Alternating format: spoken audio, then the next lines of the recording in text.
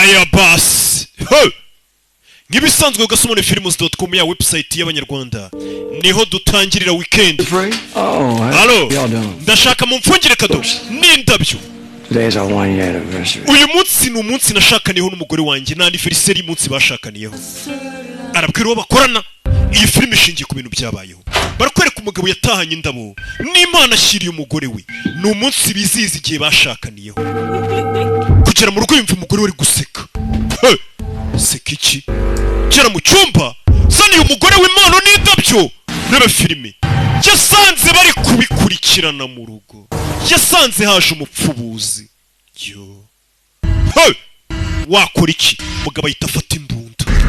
No need for that. Come on, man. So sorry. Fashe imbunda. Babarire sheri. Mubabarire. Sorry that you got caught. Impamvu usabye imbabazi ni uko ngufashe unagufata ntabwo ari kuzisaba. Wakora icyo usanze umugabo mu rugo ari kuguca inyuma. Urebe filime. Filime yamaze kugera kuri website. Gize amahirwe yo gufata umuntu aguca inyuma. Giye kujya ndeba umugore wanjye buri munsi nkubona isura wa kigabo uryamanye nawe. Nicyo kibazo cyo gufata umuntu ari kuguca inyuma. Filime wishyura 7,000 gusa. Ukayirebana n'izindi dushyiraho buri munsi ndetse buri munsi dutakantu. Ni kuri website yitwa agasobanuyefilms.com. Usanze umuginga ari kubinoza mu nzu yawe na madamu bayise ngo iki filime abasambanyi. Gera kuri website niho biri kubera ndaje turya ubuzima.